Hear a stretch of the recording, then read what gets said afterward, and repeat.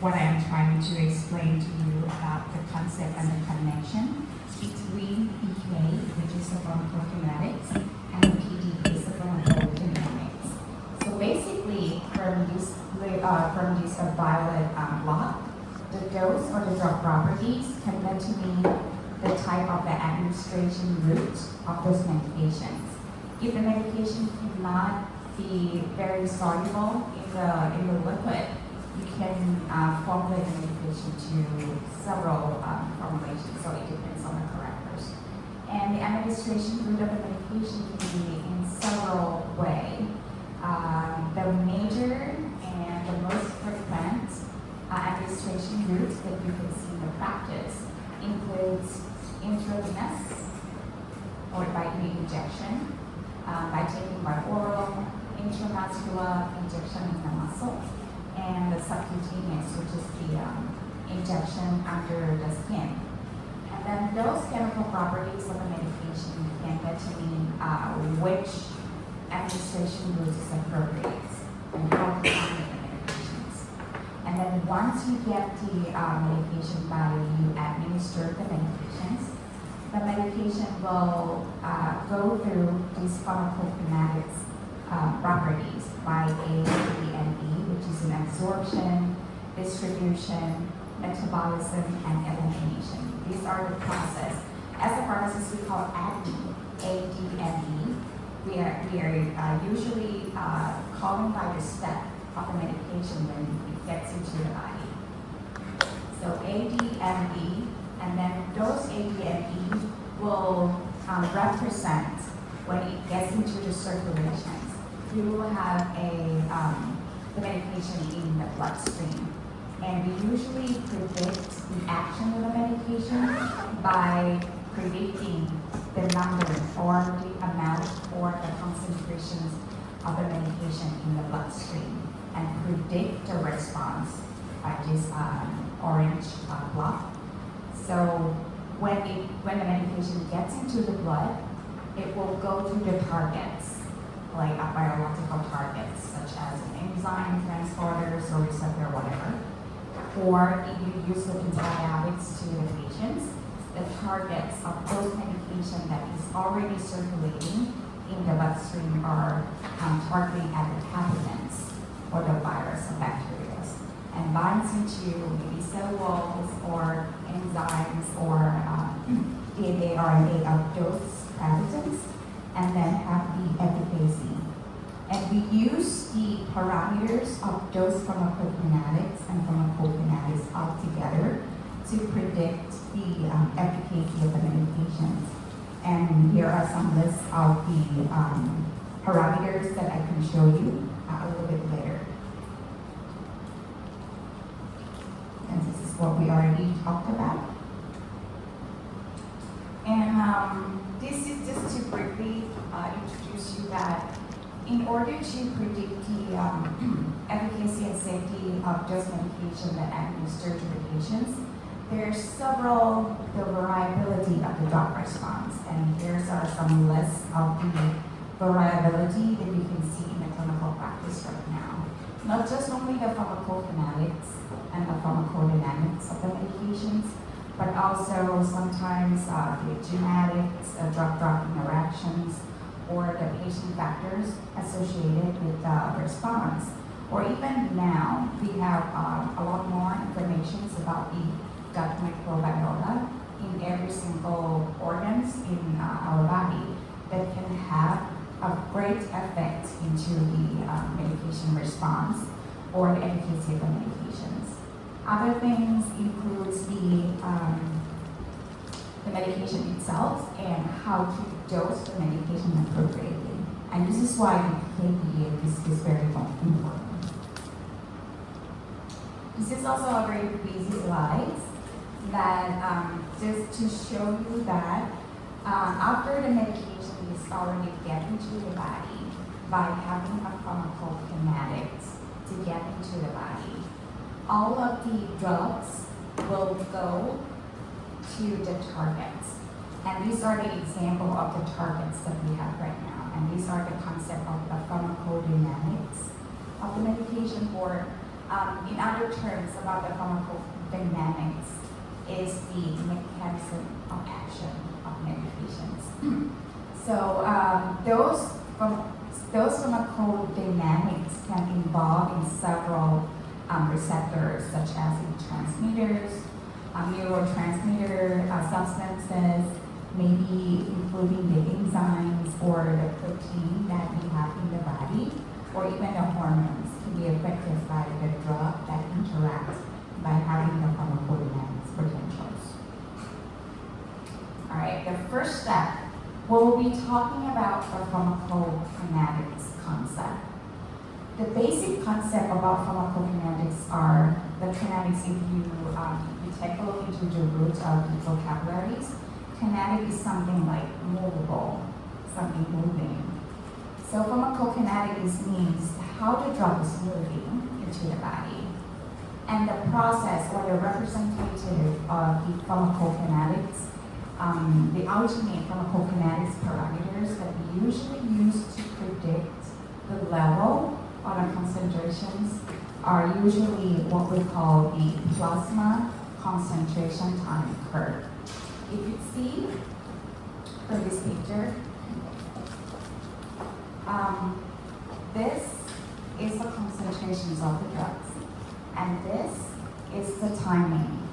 So it means that if you prescribe the medication to the patients and then the patient take it, after the medication gets absorbed, distributed, and then metabolites all over the pharmacokinetic properties, the concentration of the drugs will gradually increase. And this is a graph at what we call plasma concentration time curve. Plasma concentration and curve of time. When you administer the medication here, the medication needs to get absorbed. So it is slowly have the concentration increasing over time. And then once the medication gets absorbed completely, it will have a highest concentration here. So it's gradually increasing and climbing into the Cmax, or the maximum concentration of the drugs.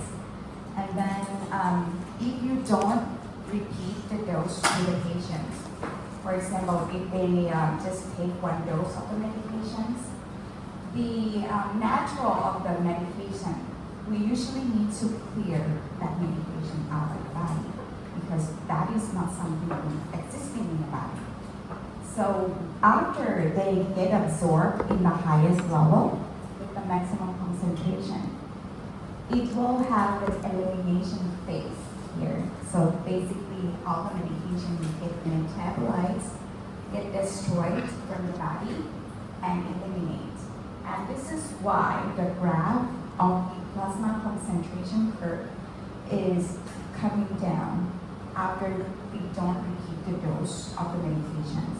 And this is the representative of the graph of the medication by oral, because the graph is not, because the graph is gradually increased into the maximum level and then it cleared afterwards.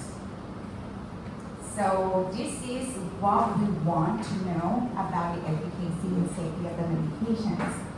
And the concept also, this is kind of like a very easy slide, and there's a lot of the factors and the parameters that we talk about in pharmacokinetics.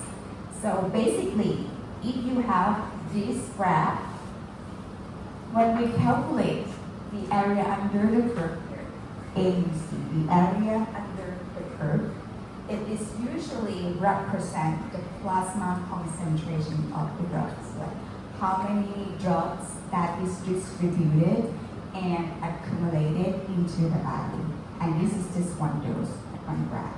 If you have one dose of the medication, you will have just one mountain into your patients. However, in general, when we prescribe the medications to the patient, we usually talk to them that you need to repeat the dose, maybe once a day, maybe twice a day, depends on the medications. This mountain will be repeated. Repeat, repeat, repeat. And with this repeat of dosing, the accumulation of the concentrations will be a little bit higher every time that the patient takes the medications. And it is very important to understand that if you have a repeat dose, the accumulation of this mountain will be higher, right? And something that we concern when we taking the when we are talking about the medication is the toxicity level and the efficacy level. And this line, we usually need the medication to be standing in this range because those levels represent the efficacy but not toxicity. The upper line is the maximum toxicity concentrations. And the lower line here is the minimum efficacy concentrations.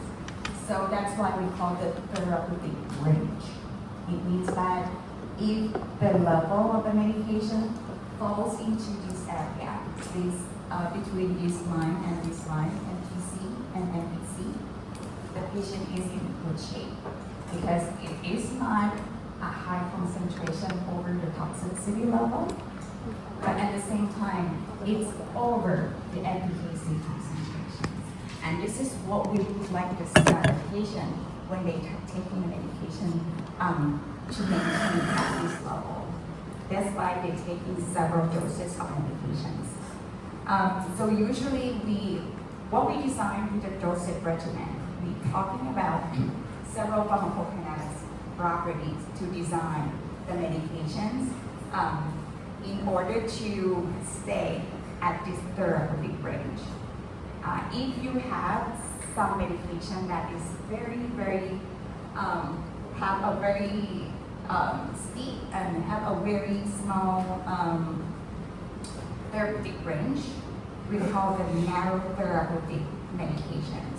It means that this MTC and MEC is very small. So it's a challenge for the prescriber, like a doctor, dentist, and pharmacist, to maintain the level of this medication to just stay in therapeutic range. Does that make sense to you? Okay. So this is the concept of everything. Basically, what we want is the plasma concentration curve, but there's so many factors that can be associated with how to achieve this plasma concentration level appropriately for those patients. And we are going to talk a bit more. Okay, this is also another mountain that I would like to share with just a little bit more in terms of the associated between those factors. Those mountains that we just talked from last slide, we also have some of the concern or the parameters that we can talk about. If we have the mountain, and then this is usually what we call the absorption phase. And this is usually happens when the medication requires an absorption. For example, an oral medications or subcutaneous medication, injection under the skin, or intramuscular, or something that is not intravenous. We're usually gonna see the curve or the mountain like this. But if you see some of the medication that has an administration by intravenous, the level of the medication will be starting here because it's already injected into the blood. So all of the medication just get right in. But overall, if you can see this curve, it means that the medication needs an absorption. Then when it gets into the absorption phase and it comes into the maximum concentration here, the parameters that we call here is the peak concentration or the maximum concentration.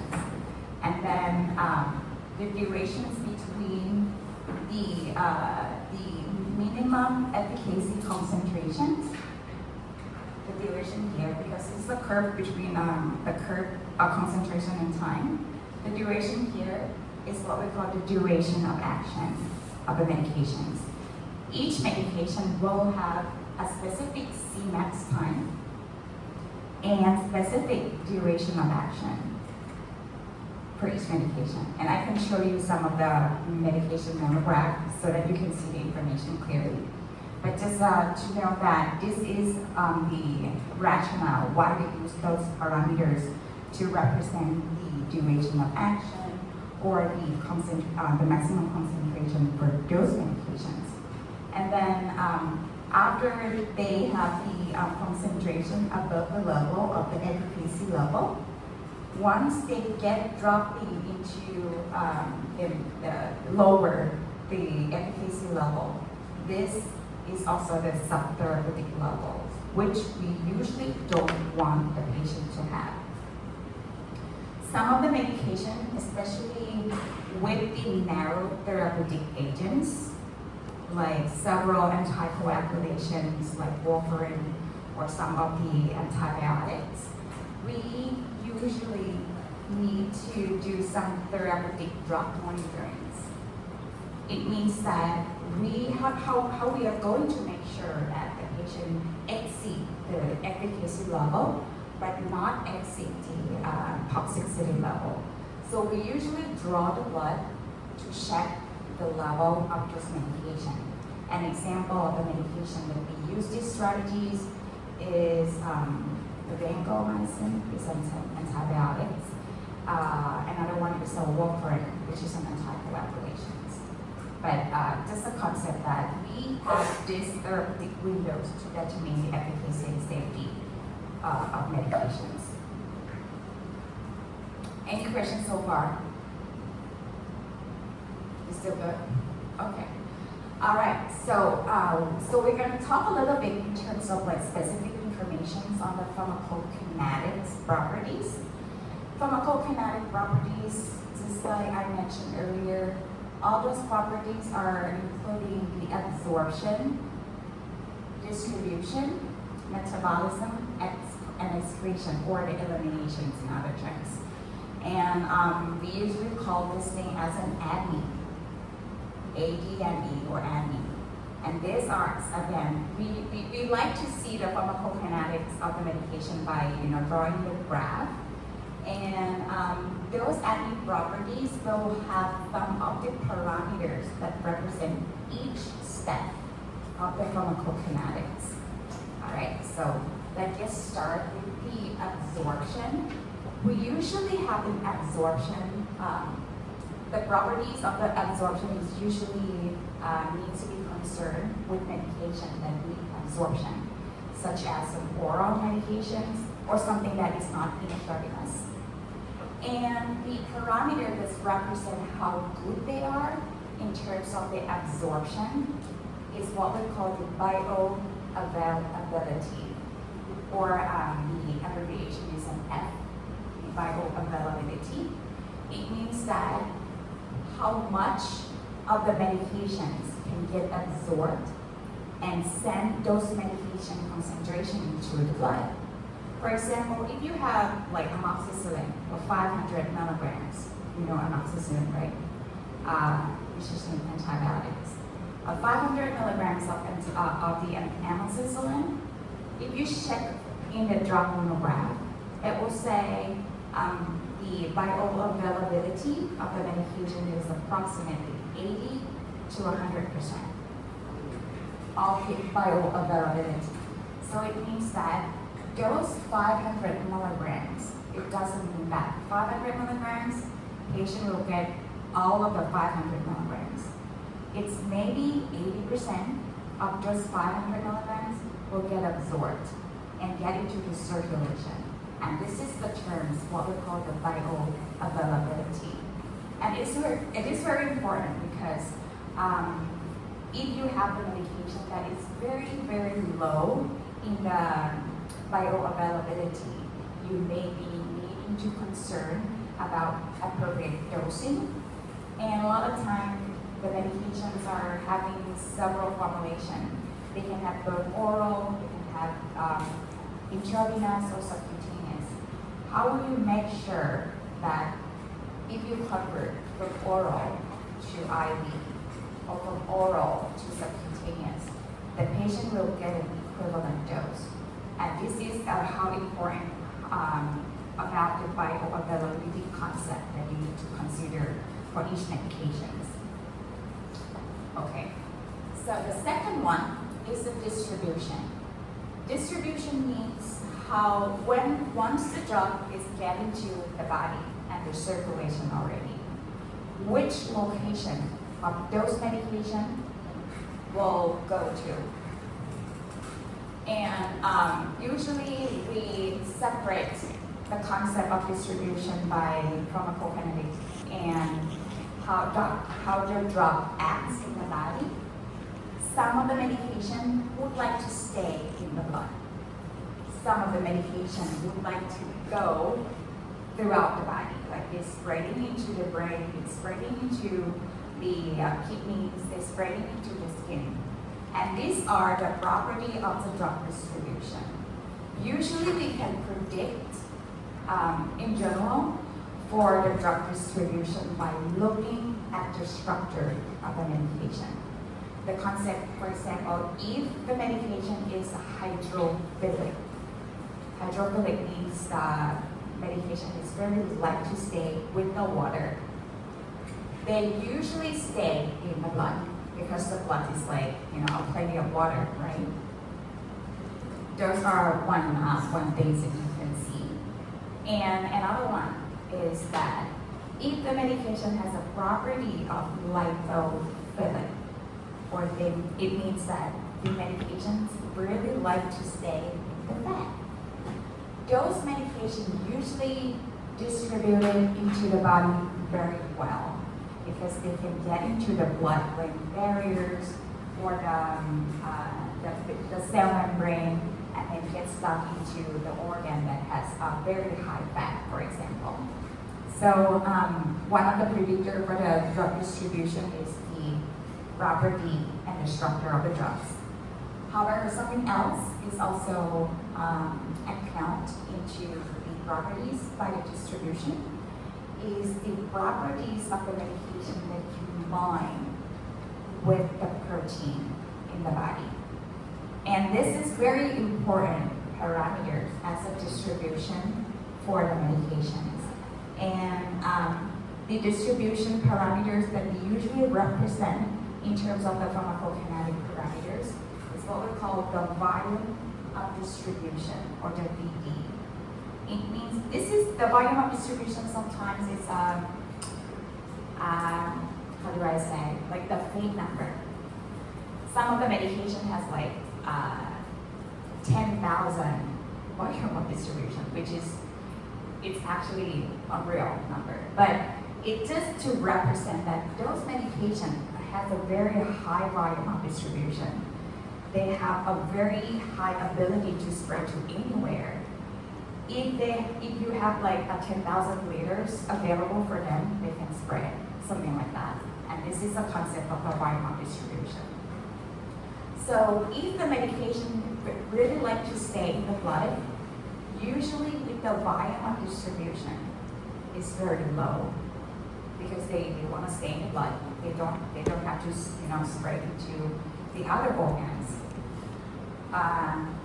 In contrast, compared to the medication that really like to stay in the fat and it can spread into throughout the body, the volume of distribution here are so high.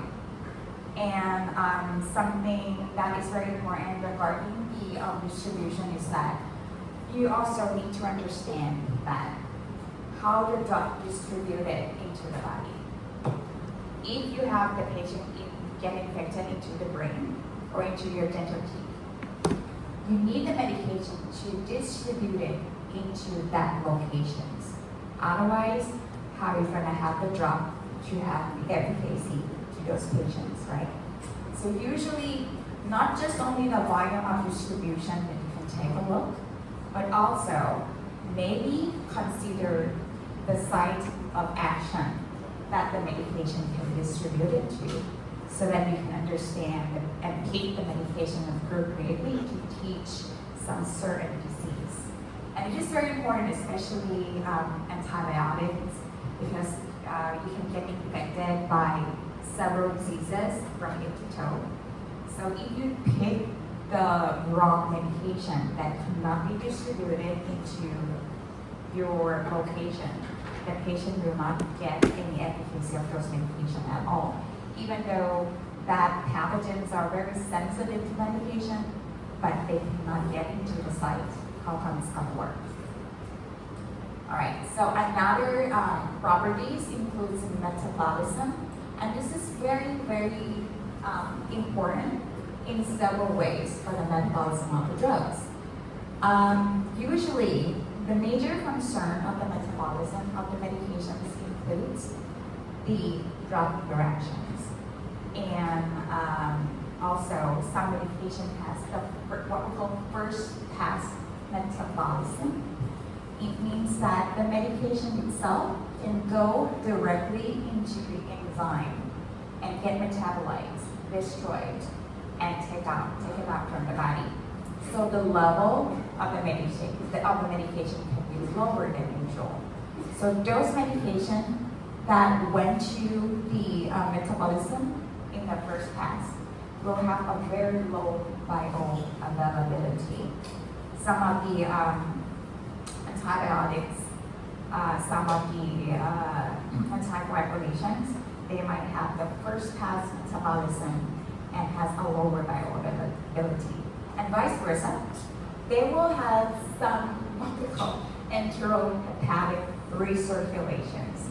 It means that those metabolism can recycling those medication that is already destroyed, but somehow enzyme and the microbiota can reverse all the process.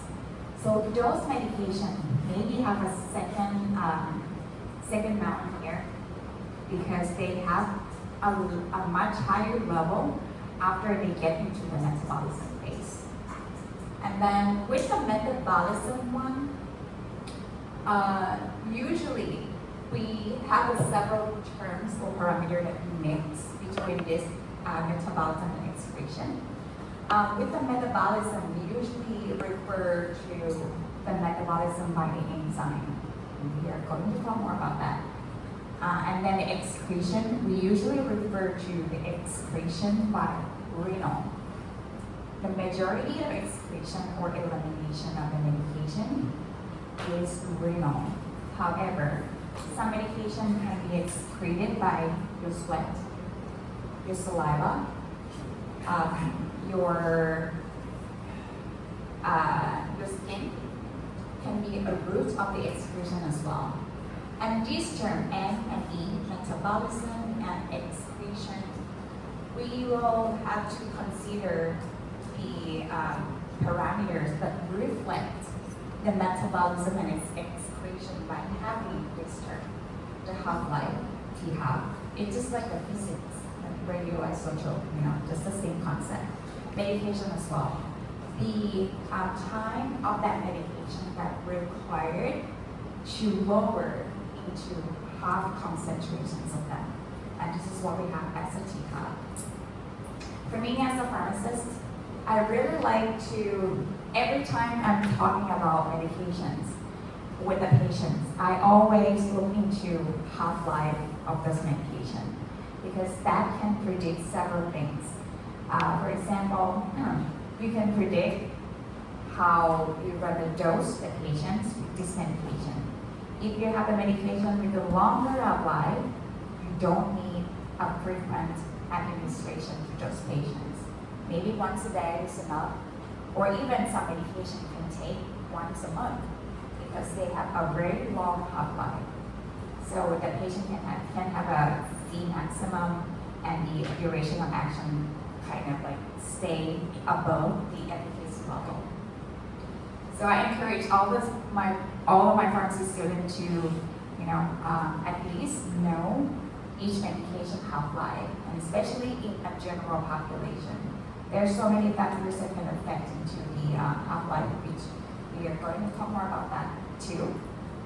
All right, and then the terms about the metabolism and excretion, another term that I would like you to just a little bit knowing about them is the clearance terms or the clearance parameters. The clearance means something to be clear from the body, which includes the drugs. And the clearance can be confusing sometimes because the clearance, it depends on the route of clearance. If you're talking about the renal clearance for medication, those medications will have a specific number of the renal clearance. However, sometimes medication can have several clearance pathways, including like renal or kidneys, saliva, or the liver. So with the total clearance of those medications, you have to account all of those clearance rates so that you can know the exact number of the medication that is cleared into the body. But usually if you take a look into the drug monograph, they'll say the majority of the clearance of this medication is kidney. So we may skip the calculations of the liver or the saliva just to predict the appropriate amount of the medication throughout the regimen of those things. All right?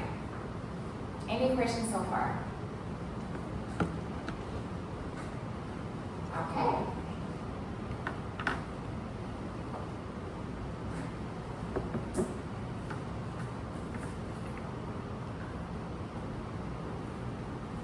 All right, and this is a summarize of all the terms that we use for the pharmacokinetic parameters, including bioavailability that we just talked about. If the medication has a bioavailability of 100%, it means that 500 milligrams of the drugs can get into the body. So this is great, usually.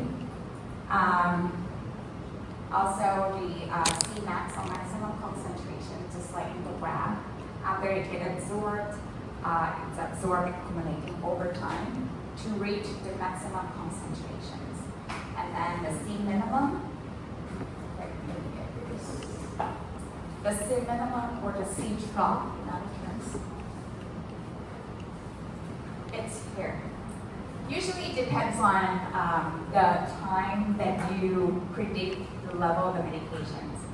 If you do the blood draw here, the C trough or the minimum concentrations of the medication can be here. But if you draw the blood level from here, this is also considered as a minimum concentration. And if you repeat the dose, you usually don't want the patient to have this concentration because it's under the efficacy concentration, right? So we usually need to repeat the dose just right before the medication concentration falls under the efficacy concentration. Does that make sense? So repeat the dose here after you repeat the dose for the patient. The graph will have another 9 here, over here. So just right before, so it's basically they have some concentration here already. So the C maximum here will a little bit higher, and this is why we need to repeat the dose for those patients.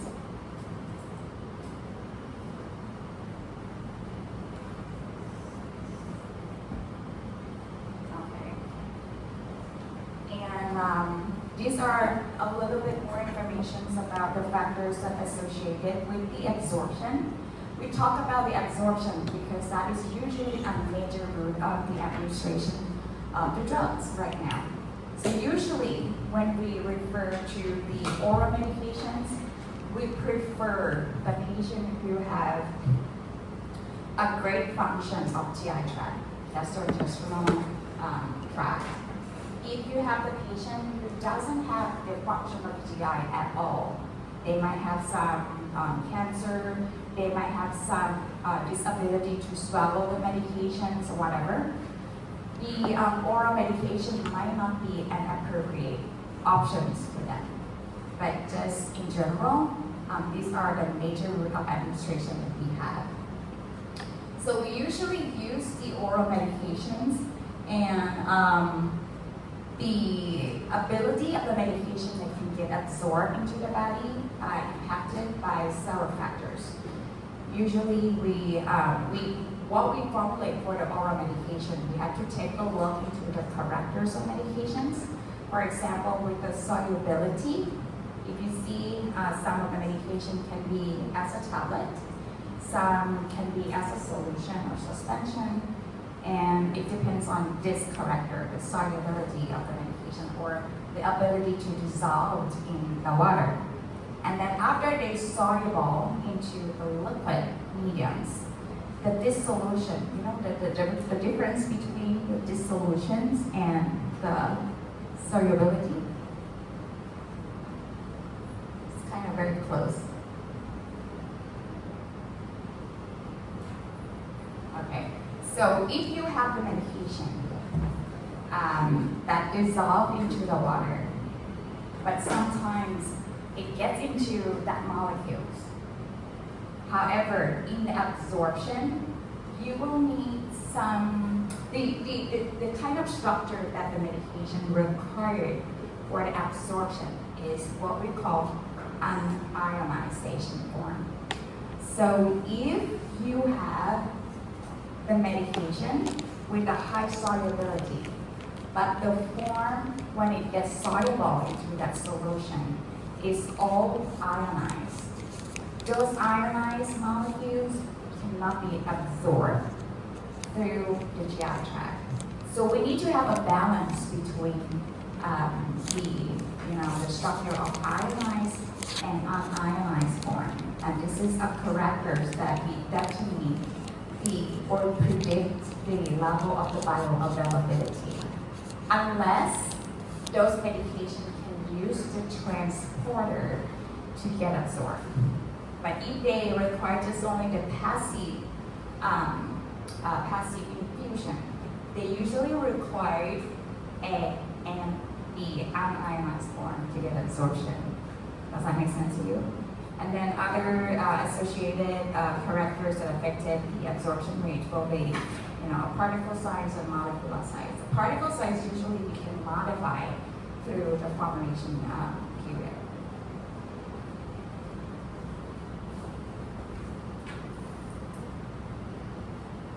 Okay.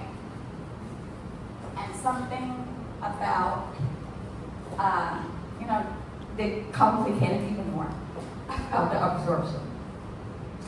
Usually, this is the keywords for the absorption. The free drug is the key. And the free drug is very important for the mechanism of actions of the drugs as well. If you have the medication here, this pills, and get absorbed into the body by having the unionized form and get absorbed completely, with those medications will get into the blood. And then they can be, binding to the protein, they can go to metabolite phase, they can go to stay in the central compartment, which we basically refer to blood. The blood as a central compartment. And then after they have the central they will have an equilibrium of this free drug and the equilibrium of the molecules. So if the equilibrium can be disrupted by something, the medications or the level of medication can be changed by those factors. However, in general, if the medication gets absorbed, they get into the central compartment, and then they have to have a stabilization of this free number. And then they will, distribute or divide it into the functions that they have to go. Like they have to go to stay in the blood, they'll have to go and bind to the protein, they have to go to the metabolism to get a little bit amount of the medication to get excreted, or they can go and bind to the receptor or whatever the mechanism of action of the drug is. And then if each steps changed, the free drug here will be changed too. So they will have another equilibrium of these free drugs in order to stay in the equilibrium of those level of the medications. And this is usually a phase of what we call the steady state.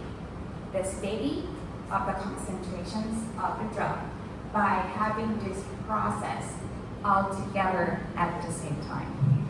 Everything here happens at the same time so that they can have an equilibrium of the free drugs and ionize, unionize, unbound form of this protein. Does that make sense to you? Okay. So free drug is the key. The key words that I would like to emphasize here are that only free drugs can go to other process, like the free drug can go to bind to the receptors. Only free drug can go to the metabolite phase. But these protein-bound drugs, they can do nothing because it gets stuck with the protein. So if you want to have a more free drug here, you need to release the medication from the protein that bound together. So if you disrupt the level of the free drugs, all of these protein-bound medication can release and then set another equilibrium. Okay? So this is why it's important, because the free drug is the key to getting to the receptor and getting to the metabolism.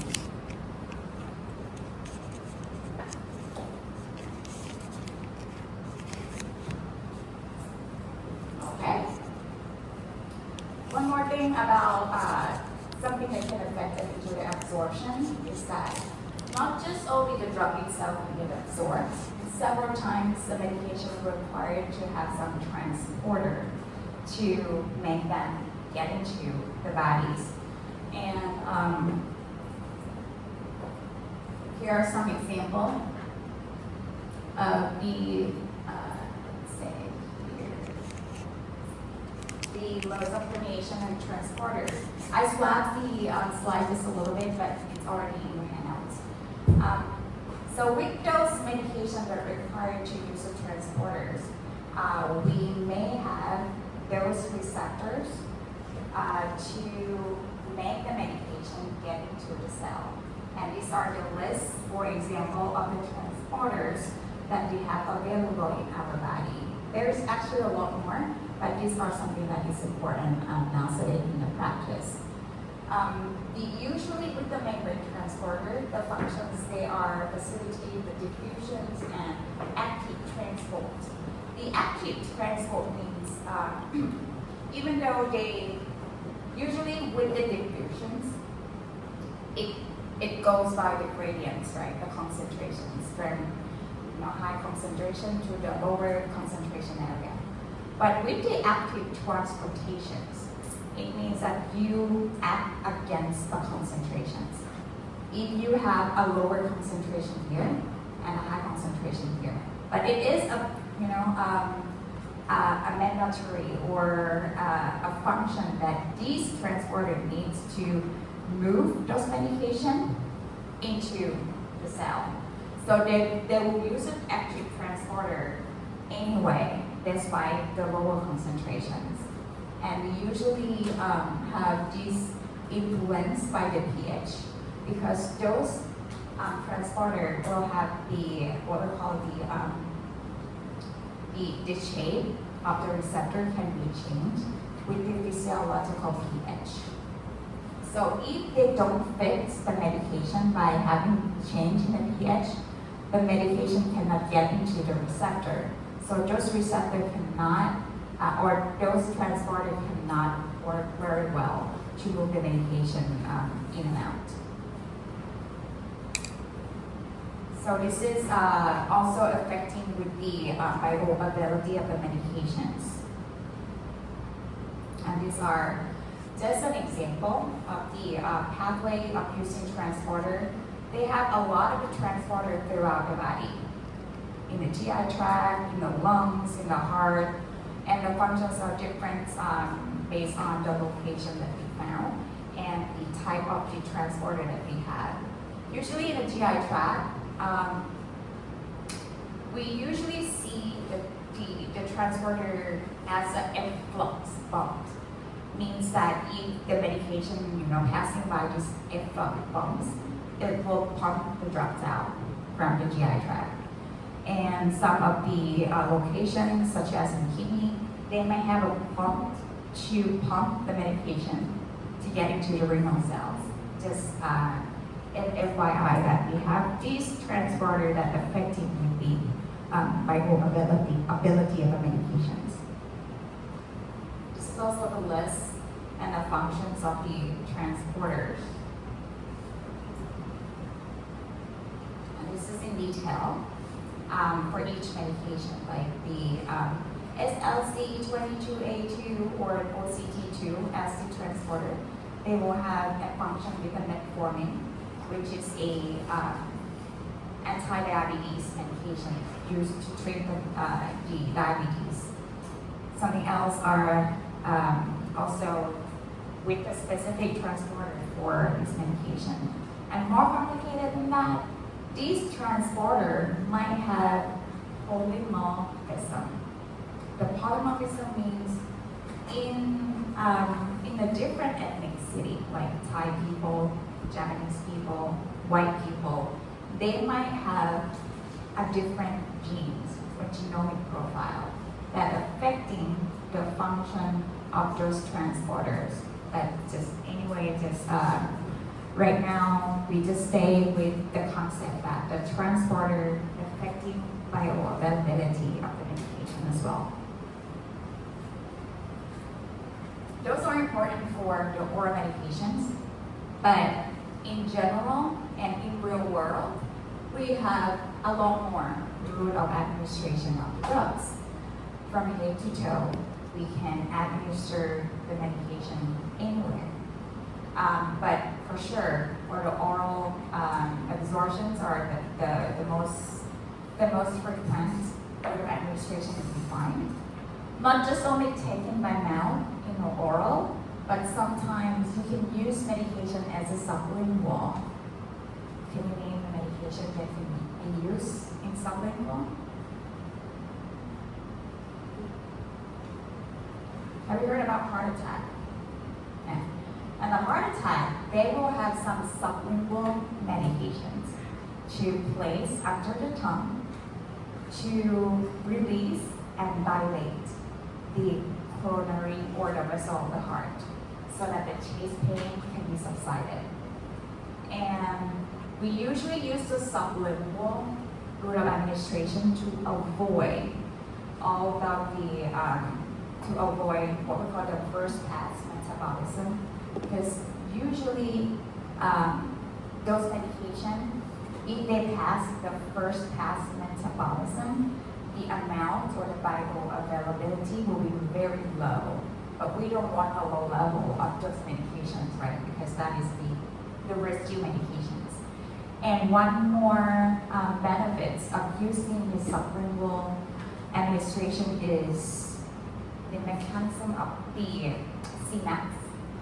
The maximum concentration can achieve within, right away, because they just go directly into the site of actions. If you use that medication, the same medication by just taking by mouth, you will need to, get absorbed, get distribution, get into the bloodstream, and then those medications can go to the heart. But this sublingual can just go directly into the site of actions. And these are the list of the medication that can be taken by oral, but in several formulations here. Another route of administration includes the inhalations. For example, with the COPD, the obstruction airways, or the asthma. Anyone who has a history of allergy or asthma at all? Never used the inhaler? Okay. So with the inhaler, we usually just place the medication in the mouth, actually. However, the patient will need to use, and they have to force themselves to inhale this dry powder or liquid spray very strong. so that the medication can get into the lungs effectively.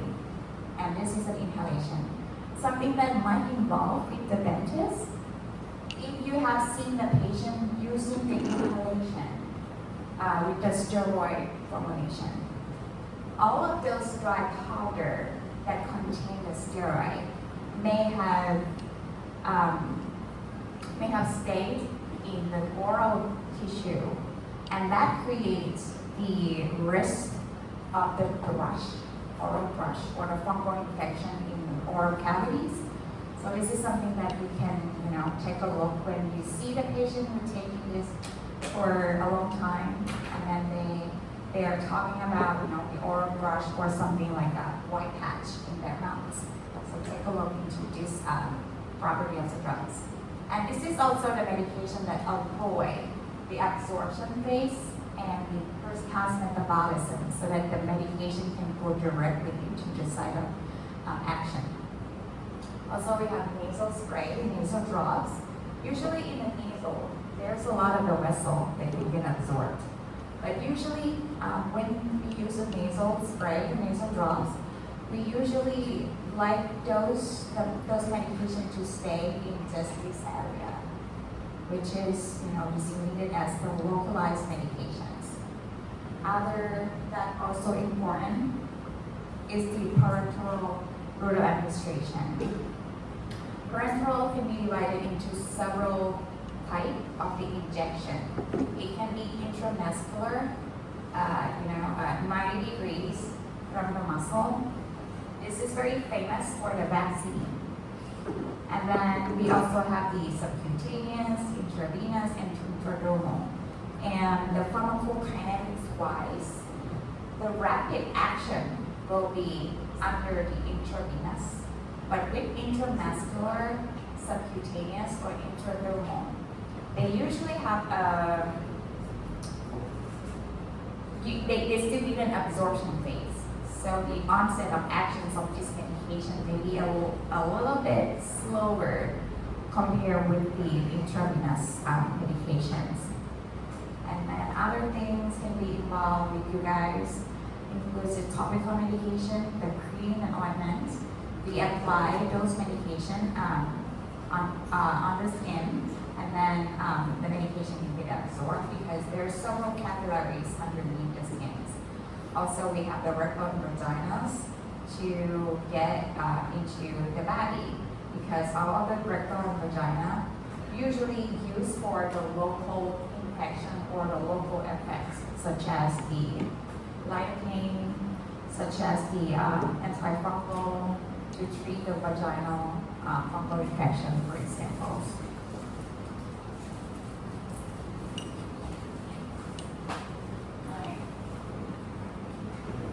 Also, again, this is just to compare and contrast between an oral and intravenous administration. Some of the medication has these two formulations at the same time. An example includes ciprofloxacin. They have both oral and intravenous administration. Islatravir, which is an antiviral. They have both oral and intravenous administration.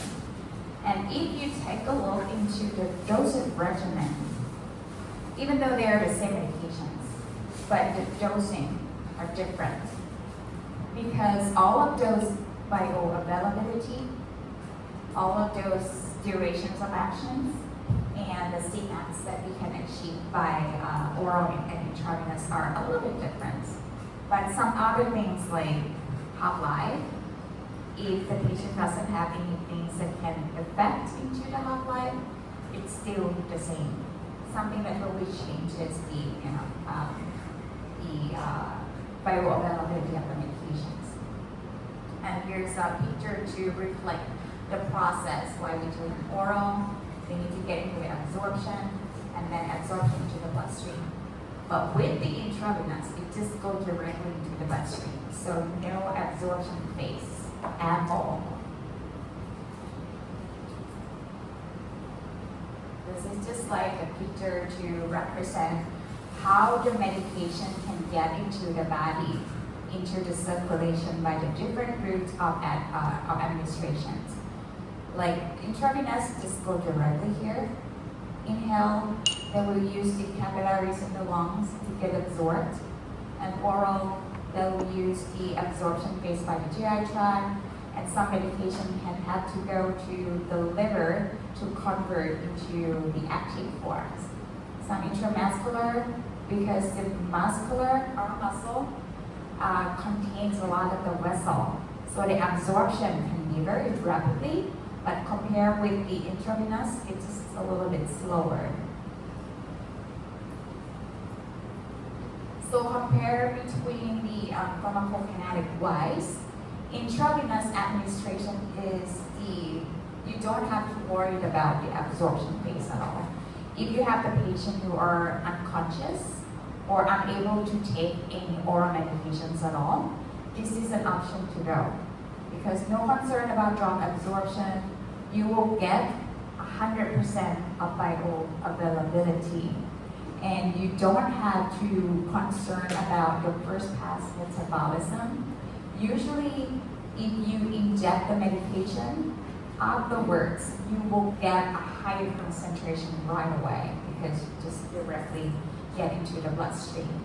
But the concerns of this intravenous medication includes if those medications, especially adverse reactions, are very strong and it is very concentration dependent, you usually have to be concerned that a rapid administration will have the very high or very rapidly adverse reaction to see. Intramuscular administration, and this is how we do as an intramuscular.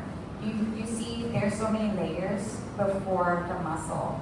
So the needles here, it just maybe approximately 1 or 1.5 inches to get into the muscle level.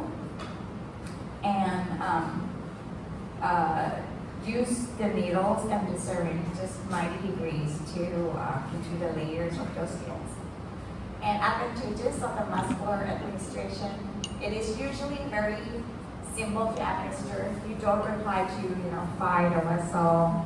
I myself cannot fight any vessel at all. It's very hard. But with that intramuscular, we usually don't have to worry about dose vessel or anything. And the benefit of the intramuscular also the rapid absorption because the muscle here, underneath the muscle, we have a lot of the vessel underlying. Also, they can avoid first pass metabolism. But potential concern with the intramuscular includes it's very painful, especially if you use a very large needles. You have a pain for sure. Especially like if you have antipsychotics or antibiotics that require a large size of needle, you'll get pain. And then sometimes it depends on the size of the patient as well. So usually, if you compare with the intravenous, the concentration might not be 100% predictable. And usually, with the intravenous and intramuscular, do you think it's interchangeable? If some patients usually use the intramuscular and then they want to convert into intravascular, intravenous, do you think you can use the same bottle for medications? No, right? Because usually with the intramuscular, they will formulate with the lidocaine to ease the pain while we inject intramuscularly. And imagine if you use the lidocaine directly to intravenous, the side effect might occur, such as arrhythmia, and the patient might, if they're very sensitive to the heart, or they have the underlying disease as like a heart attack or heart failure already, those lidocaine can cause a life-threatening adverse reaction to those patients as well. So it is not interchangeable unless it's informed you on the package. unless if you see intramuscular formulation, do not interchange with intravenous. Because just like I mentioned, intramuscular usually contain something like the anesthetics to ease the pain for the patients. This is the subcutaneous administration. The advantages is very easy and very simple. And the most frequent subcutaneous medication that you can see in the practice is insulin to treat the diabetes. And the potential concern is usually the amount of medication in subcutaneous is very small, maybe 1 or 2 ml, 1 or 2 cc, because you create the depot in this area. So if you have like 10 cc or 20 cc, it will have some edema and the painful of this subcutaneous administration. Oral, this is what we already talked about intensively. Other gastrointestinal routes, buccal, sublingual, and the rectal administrations. And as you can see, the rectal administration, sometimes we use the paracetamol or diazepam for pediatric populations, like the kids, because they cannot take by mouth, and sometimes it's very hard for them to find the vessel to inject by intravenous. And diazepam in epilepsy, they will use the rectal administration as well. Transdermal, a lot of patients who have a toothache, sometimes they have some dermal patch attached into their buccals, right? So these are the route of administration, and then we usually place those transdermal outside, and then it can get absorbed by the vessel underneath the skin, and then distribute into the site of action afterwards.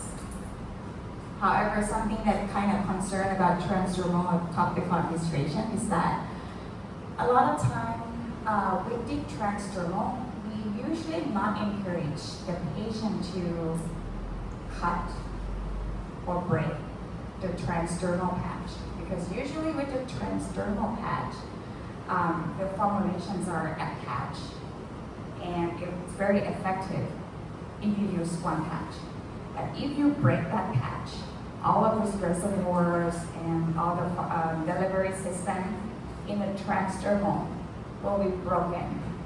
And the important thing about that is, if that something is broken, the release amount of the medication can be spiked, like a very high at the same time. That can cause the adverse reaction to those patients. And topical and cream and ointment. Usually with the topical cream and ointment, if you need to use several topical administration at the same time, like if you have 2 creams and 1 ointment, how would you recommend the patients? Which one should be applied first? Cream and ointment. It's cream first, but it's lighter. If you apply that ointment first, it will block other medication absorption because it's very sticky and easy, right? So usually we recommend to use something lighter first, and then layer by the properties of the topical medications. All right, inhalation, just like we talked about that. And something that you can't imagine. We have several drug administration routes, like vagina, intravesical, intrathecal, intraatral, also intracarboxymal. So those are something in extreme situations. And also intraperitoneal, and especially in the patient that has a kidney impairment, you might see those patients who get administered by this intraperitoneal. Something else is not really common in your practice. And something that I would like to also mention about the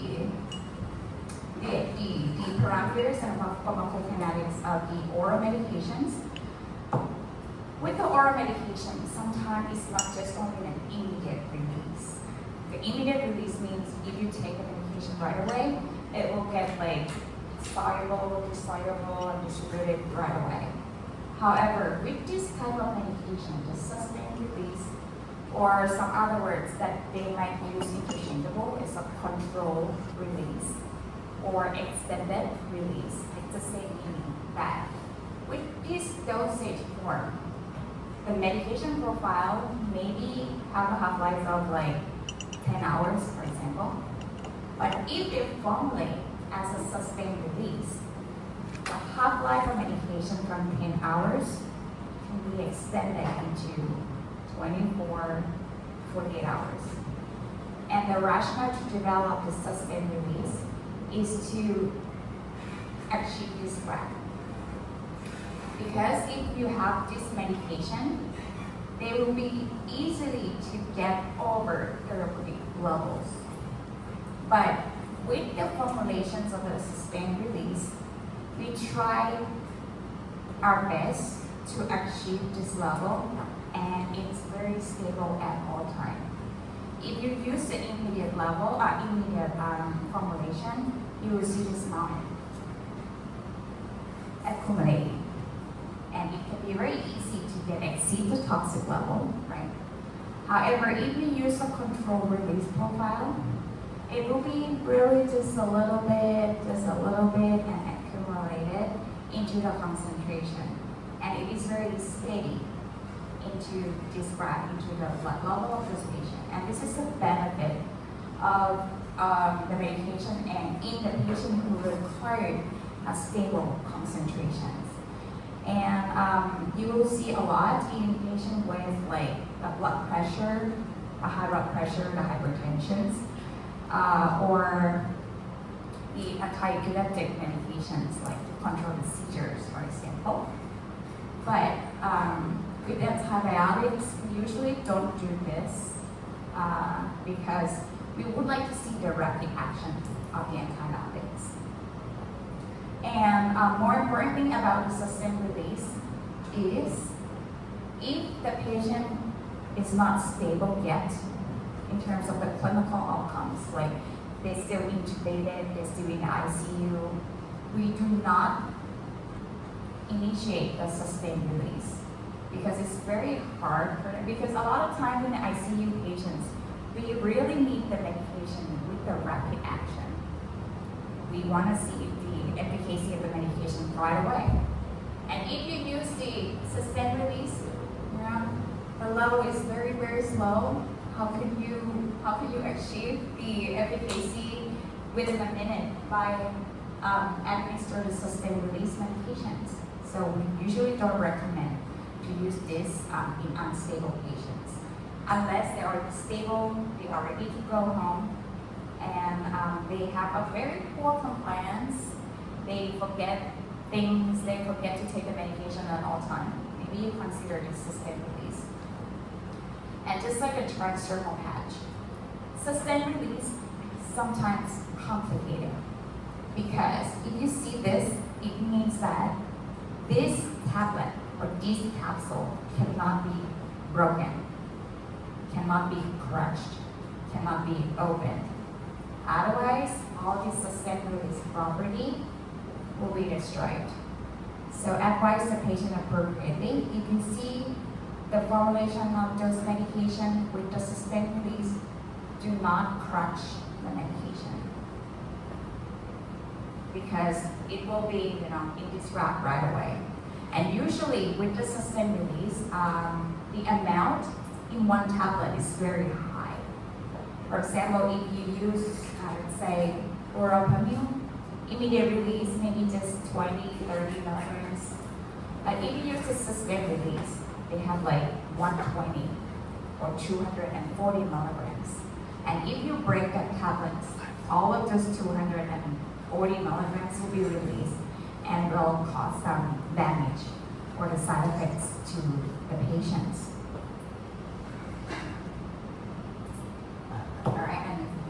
show you a graph that reflecting our pharmacokinetics to compare and contrast between each route of administration.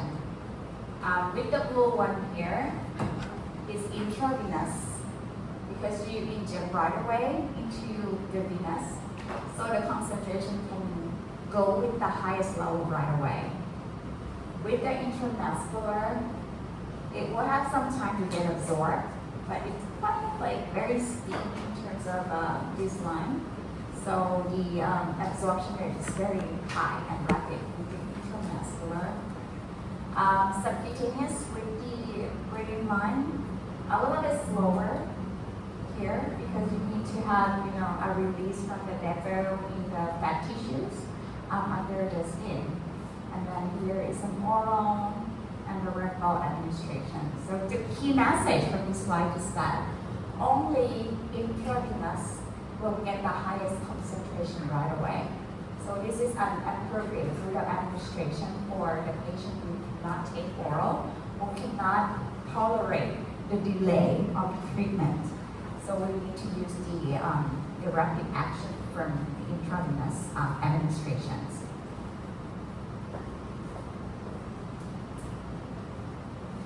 All right, and this is just like the several mountains that we just talked about. If you repeat the dose, there will be some accumulation between dosing, and usually some more important thing about repeating the dose is once you have a several mountain climbing together, at some point, it will get into what we call the steady state. The steady state means once the absorption, distribution, metabolism, and eliminations are in equilibrium, the medications levels stay at the same level at all times. And this is what we call the steady state. Like even though you repeat the dose for a couple of years and it's already achieved a steady state, the level's still the same or in the range of the same amount. And how to predict the steady state, how long those medications will get into the steady state. Usually we calculate it by half-life. With those half-life of medication, we multiply by 4 to 5 times for each medication to get into the steady state. Because this mountain will be stable because the elimination, absorption, and distributions are in equilibrium. So the levels stay the same. And this is also just to remind you that the administration by the intravenous, we have several pathways to go. We have bolus, means that just inject and then that's it. Intermittent means that anyone who admitted to the hospital ever, sometimes you will see a small bags hanging into your bed. And those hanging bags contain the medications. And it's slowly dripping into your intravenous. And this is what we call intermittent. We usually have like half hours or an hour to drip all of those back to be completed. And this is what we call intermittent. But with the continuous, it's like you have those medications drip with you all the time. You will have to go to the bathroom with those back with you. So 24 hours with the injection that dripping into your bloodstream. So something that is important between the pharmacokinetic differences of these route of administration, even though they are in the same intravenous. But if you have the intravenous bolus, it just go right away high and then clear, high and clear. You will see the mountain coming in several mountains when you repeat the dose. But if you have the intermittent, the mountain, especially with the intermittent, you will have to see like a not a sharp mountain compared to the bolus. But with the continuous, the concentration of the medication can get just right, very slow and gradually climbing to the therapeutic range. Because you don't drip the medication with a high amount, but steady rate of administration so that you can see the level of the medications just climbing to get into the level that you want.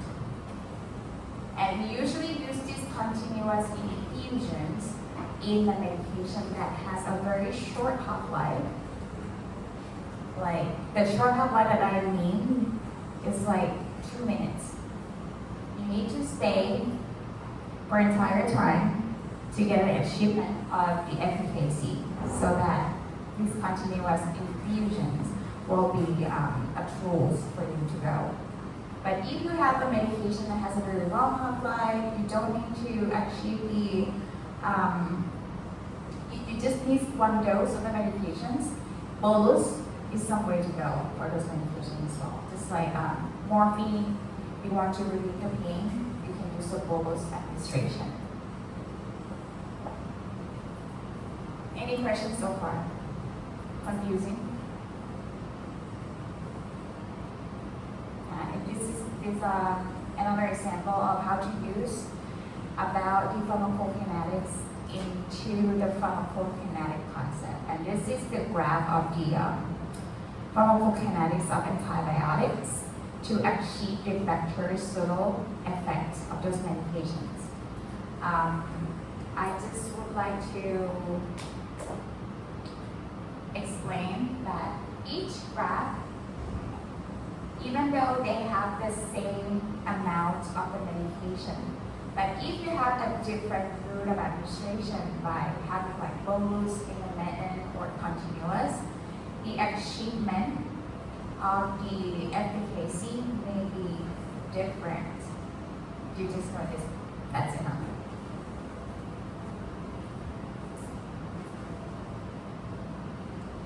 Alright, I think this is the last slide before we maybe take a break.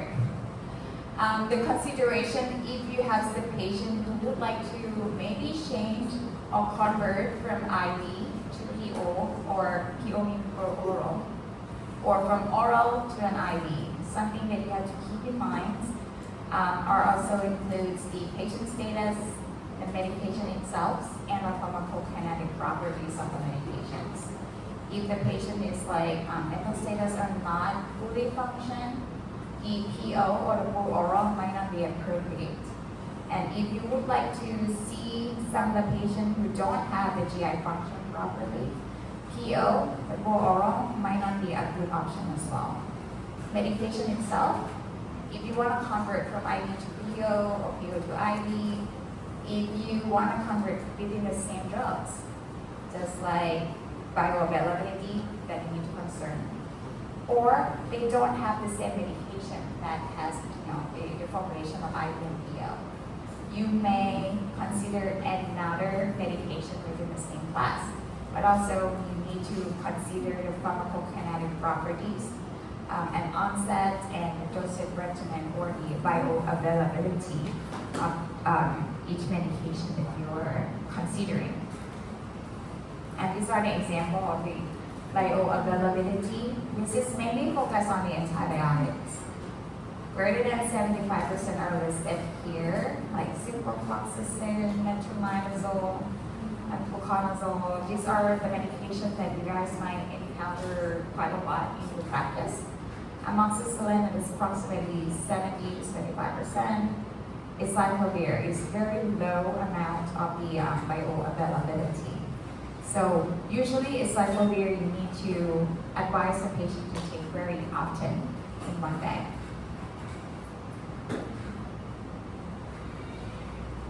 Okay, I think we may have a break for 5 minutes. And if you have any questions, just feel free to come up here.